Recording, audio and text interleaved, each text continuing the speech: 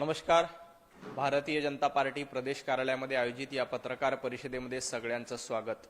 उबाटा गटाचे खासदार जनाब संजय राऊत यांनी मुख्यमंत्री आदरणीय देवेंद्रजी फडणवीस साहेब यांनी मांडलेल्या अर्थसंकल्पावर टीका केली आहे.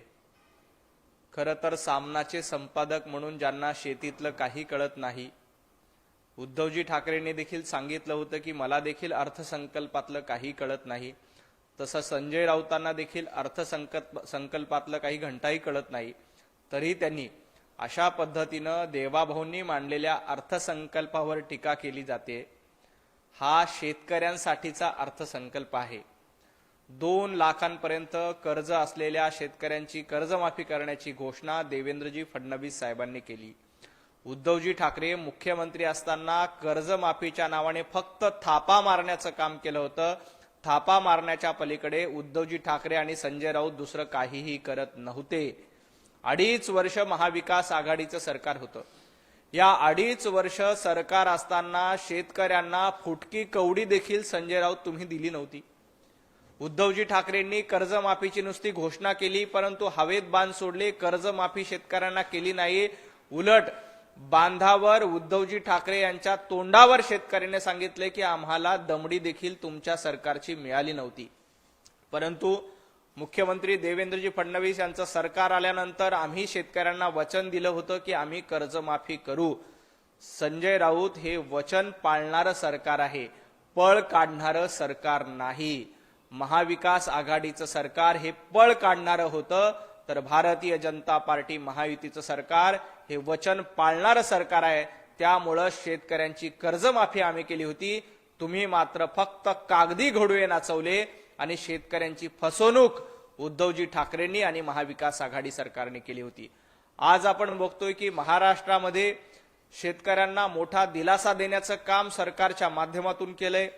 मुंबईतलं इन्फ्रास्ट्रक्चर असेल किंवा वेगवेगळ्या शहराचं, मुंबई, पुणे, नागपूर, नाशिक, संभाजीनगर अशा वेगवेगळ्या शहरांचा विचार करून हा अर्थसंकल्प देवेंद्रजी फडणवीस साहेबांनी मांडला. याच्यामुळे शेतकरी, कष्टकरी, गरीब, मुंबईमध्ये राहणारा सर्वसामान्य माणूस, पुण्यामधली मेट्रो असेल, नागपूर असेल, या सर्व शहरांचा विकास करण्याचं काम या अर्थसंकल्पातून केलंय. परंतु दुर्दैवानं ज्यांना अर्थसंकल्पातलं काही कळत नाही, ज्यांना शेतीतलं काही कळत नाही, अशी लोक या अर्थसंकल्पावर टीका करतात. शेतकऱ्यांची कर्जमाफी 100% होणार आहे. देवेंद्रजी फडणवीस साहेबांनी काल सभागृहामध्ये स्पष्टपणे सांगितलं की 2 लाख रुपयापर्यंत ज्याचं कर्ज थकीत आहे अशा पात्र शेतकऱ्यांना कर्जमाफी दिली जाणार आहे. हे उद्धवजी ठाकरे यांचं फसवणूक करणारं सरकार नाही, तर देवाभाऊंचं शेतकऱ्यांची साथ देणारं सरकार आहे. तुम्हाला आठवत असेल तर शेतकऱ्यांनी फक्त कर्जमाफी केली नाही शेतकऱ्यांसाठी, तर शेतकऱ्यांना वीज देणं, सिंचनाच्या सुविधा देणं हे देण्याचं काम देखील भारतीय जनता पार्टीच्या सरकारने केलंय. उद्धवजी ठाकरेंचं सरकार असताना शेतकऱ्यांना कर्जमाफी दिली का? बांधावर जाऊन 50,000 रुपये रोख देणार अशा पद्धतीची घोषणा दिली होती, परंतु ती घोषणा देखील फसवी दिली. कोकणामध्ये वादळ येऊन शेतकऱ्यांचं मोठं नुकसान झालं होतं. उद्धवजी ठाकरे यांनी 3 तासाचा हवाई पाहणी दौरा केला होता आणि शेतकऱ्यांना मदत करू असं आश्वासन दिलं होतं. उद्धवजी ठाकरे 2.5 वर्षात ते आश्वासन पूर्ण करू शकले नाही. एकनाथजी शिंदे मुख्यमंत्री झाल्यानंतर ते आश्वासन आम्ही पूर्ण केलं आणि आज आम्ही देखील सांगितलं होतं की शेतकऱ्यांची कर्जमाफी करू. कुठल्याही निवडणुका डोळ्यासमोर नसताना आम्ही दिलेला शब्द पाळला, आम्ही पळ काढलेला नाही. लाडक्या बहिणीची काळजी करण्यासाठी लाडके भाऊ, देवाभाऊ अतिशय समर्थ आणि सक्षम आहेत. लाडक्या बहिणी महाविकास आघाडीसोबत कधीही नव्हत्या, तर महायुतीसोबत कायम लाडक्या बहिणी उभ्या राहिल्या.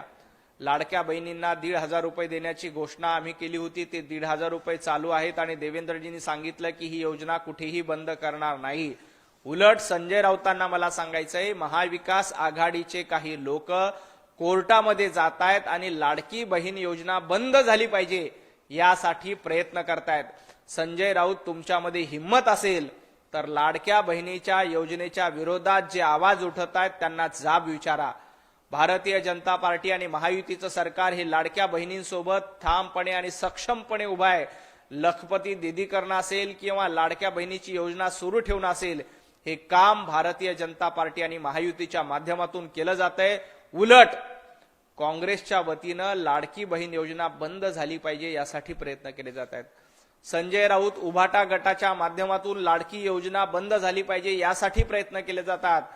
पण लाडकी बहीण योजना ना उद्धव ठाकरे बंद करू शकतात, ना संजय राऊत बंद करू शकतात, ना काँग्रेसचे सुनील केदार बंद करू शकतात. जोपर्यंत महायुतीचं सरकार आहे, लाडकी बहीण योजना सुरूच राहणार आहे. हे संजय राऊत यांनी लक्षात ठेवलं पाहिजे.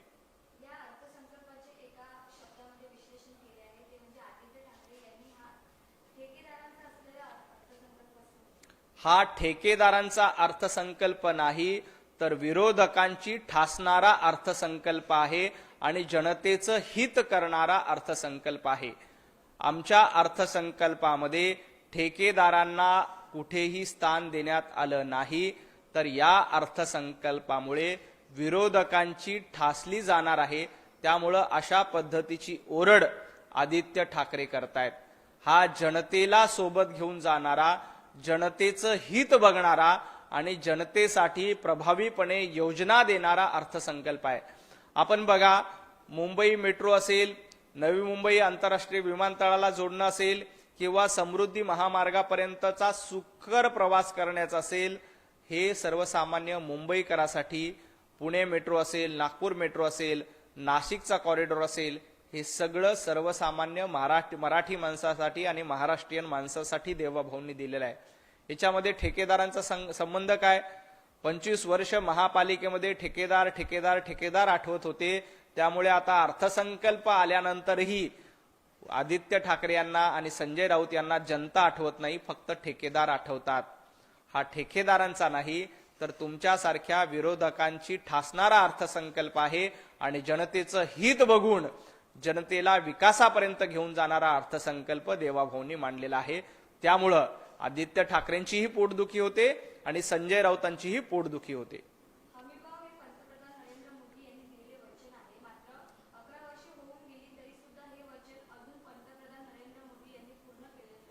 शेतकऱ्यांच्या मालाला चांगला भाव मिळाला पाहिजे, हमी भाव मिळाला पाहिजे, यासाठी केंद्र सरकार असेल, राज्य सरकार असेल, वेगवेगळ्या योजना आणल्या. उद्धवजी ठाकरे मुख्यमंत्री असताना शेतकऱ्यांसाठी सुरू केलेली एक योजना संजय राऊतांनी सांगितली पाहिजे. एकही योजना शेतकऱ्यांसाठी सुरू केली नव्हती. उलट जेव्हा काँग्रेसचं सरकार होतं तेव्हा शेतकऱ्यांना साधी वीज मिळायची नाही. आता देवाभाऊंचं सरकार आहे, मागेल त्याला शेततळं दिलं जातं, मागेल त्याला कृषी पंप दिला जातो. सौर ऊर्जेच्या माध्यमातून प्रत्येक शेतकऱ्यांच्या बांधावर सौर पंप बसवण्याचं काम हे देवाभाऊंच्या माध्यमातून केलंय. पंतप्रधान नरेंद्र मोदीजींच्या माध्यमातून नमो कृषी सन्मान योजना सुरू आहे. एवढंच काय, तर शेतकऱ्यांना केंद्र सरकारच्या वतीनं वेगवेगळी अवजारं मोफत आणि सबसिडीच्या दरात देण्याचं काम सुरू आहे. वेगवेगळ्या अन्न उद्योगाच्या माध्यमातून प्रक्रिया करून शेतकऱ्यांच्या मालाला चांगला भाव मिळाला पाहिजे. शेतकऱ्यांच्या मालावर प्रक्रिया होऊन तो माल थेट बाजारपेठेत उपलब्ध झाला पाहिजे, यासाठी केंद्र सरकारच्या आणि राज्य सरकारच्या अनेक योजना आहेत.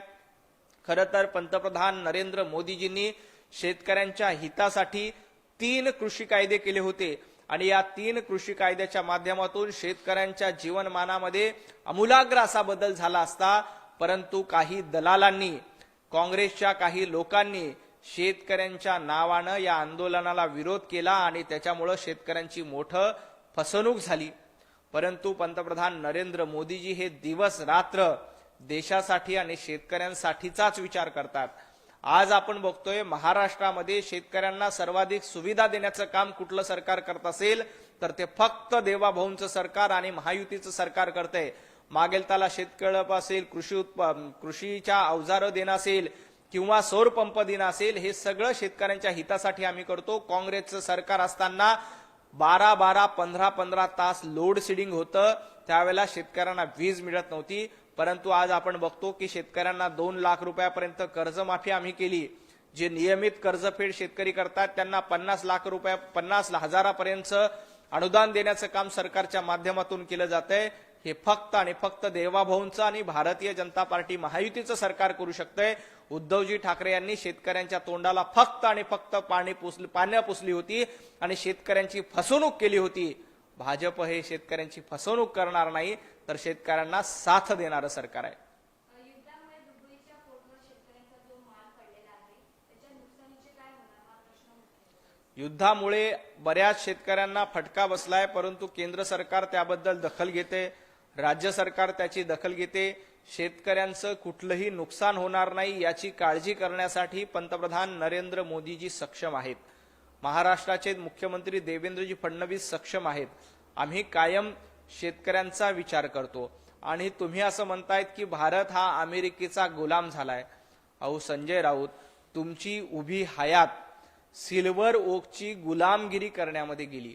शरद पवारांच्या घरी जे धुनी भांडी करतात त्यांनी पंतप्रधान नरेंद्र मोदीजींवर टीका करू नये. आपलं संपूर्ण हयात, आपली संपूर्ण कारकीर्द ही सिल्वर ओकची गुलामी करण्यामध्ये गेली. आता उरलेली कारकीर्द ही सोनिया गांधींची गुलामगिरी करण्यामध्ये घालवतायत, राहुल गांधींची गुलामगिरी करण्यामध्ये घालवतायत. त्यामुळं तुम्हाला पंतप्रधान नरेंद्र मोदीजींच्या धोरणावर टीका करण्याचा अधिकार नाही. पंतप्रधान नरेंद्र मोदीजी हे देशातलं एक सक्षम आणि समर्थ नेतृत्व आहेत. त्यांच्या नेतृत्वावर 140 कोटी जनतेचा विश्वास आहे. त्यामुळेच पंतप्रधान नरेंद्र मोदीजींना एकदा नाही, दोनदा नाही, तर 3 वेळेला जनतेनं निवडून दिले. संजय राऊत, तुम्ही मागच्या दारानं राज्यसभेमध्ये जाता. तुमच्यामध्ये हिम्मत असेल तर एखादी निवडणूक जिंकून या आणि मग पंतप्रधान नरेंद्र मोदीजींवर टीका करा.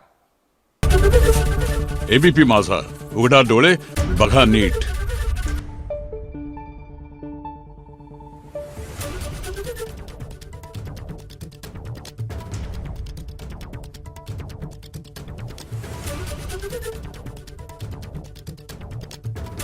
Thank you.